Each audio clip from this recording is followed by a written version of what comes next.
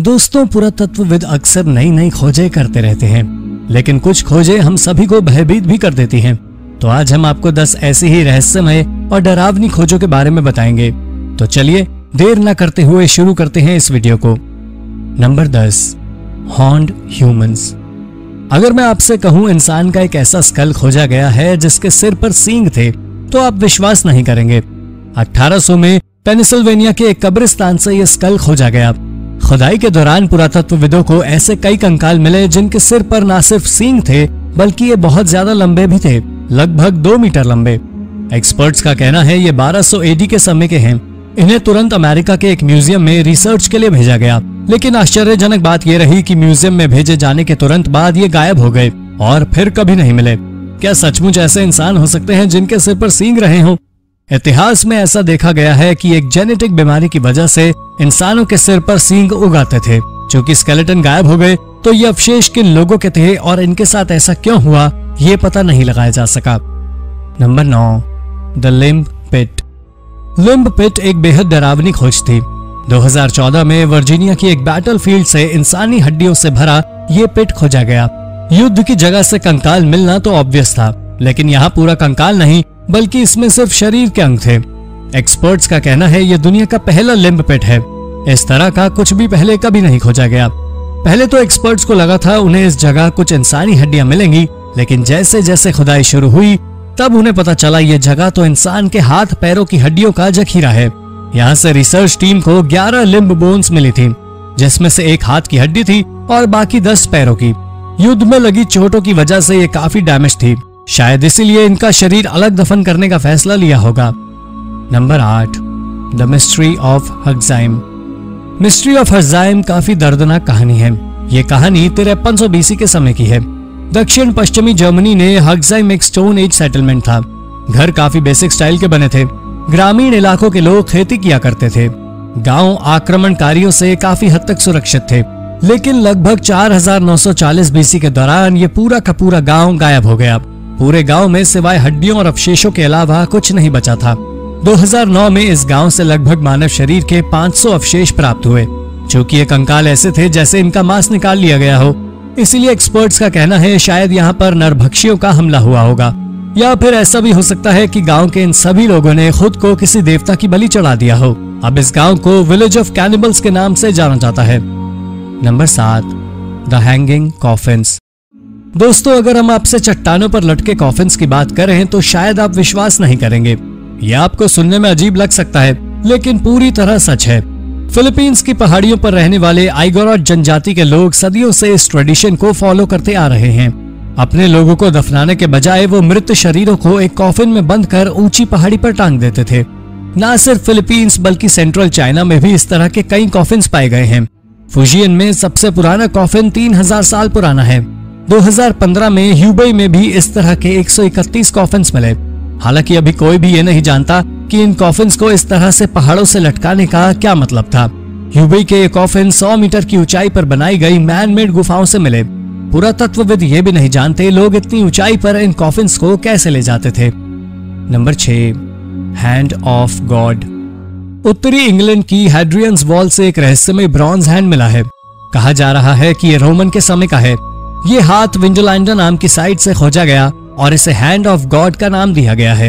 एक मंदिर के पास एक खाई में जो जुपिटर की भक्ति के लिए थी। वैसे तो हम जुपिटर कल्चर के बारे में कुछ भी नहीं जानते, लेकिन ये काफी विस्तृत कल्चर था। एक्सपर्ट्स का कहना यह है पंथ नहीं, ना कहीं मौसम और धातु के काम से रिलेटेड था। इसमें किसी के लिए भी रोक टोक नहीं थी, चाहे स्त्री हो या पुरुष या किसी और समाज के कोई भी आदमी, वो जुपिटर पंथ को फॉलो कर सकते थे। ऐसा ही हाथ ब्रिटेन के सीरिया में भी पाया गया था। Number 5, Neolithic horrors.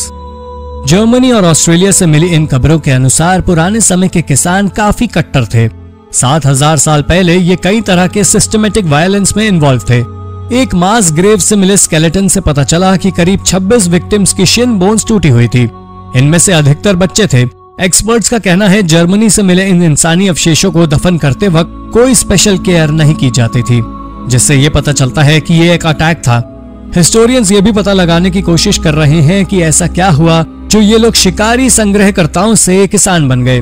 यहाँ के घरों के स्ट्रक्चर और पॉटरी ये बताती है कि ये आम लोगों की तरह जीवन जी रहे थे, लेकिन क्या ये युद्ध या फिर किसी वायलेंस एक्टिविटी में भी इन्वॉल्व थे? नंबर 4, सीक्रेट टनल मेज। इस खोज में एडवांस रोबोट्स का काफी बड़ा हाथ है। स्टैनफोर्ड यूनिवर्सिटी द्वारा बनाए गए इन रोबोट्स ने एक सीक्रेट टनल मेज को खोज निकाला है, जो पेरू के एक मंदिर के नीचे बनी हुई थी।